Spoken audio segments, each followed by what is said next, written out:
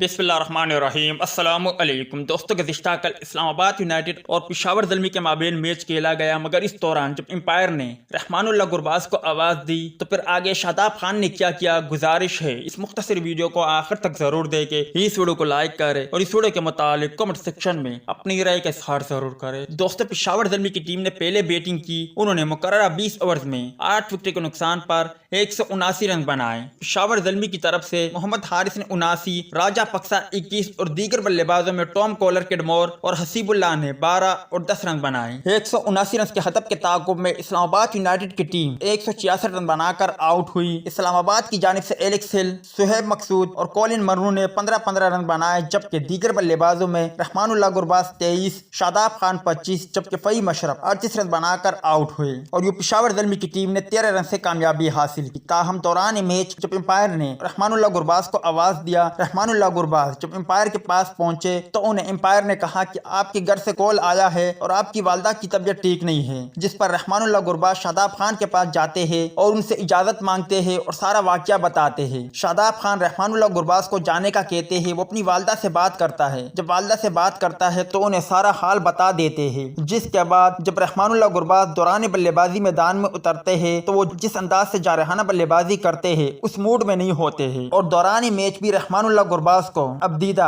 और परेशान देखा गया। अल्लाह ताला से दुआ है कि अल्लाह ताला दुनिया में जितने भी माएँ हैं उनकी हिफाजत करे और रहमानुल्लाह गुरबाज की माँ को सेहत और तंदुरुस्ती दे। आमीन।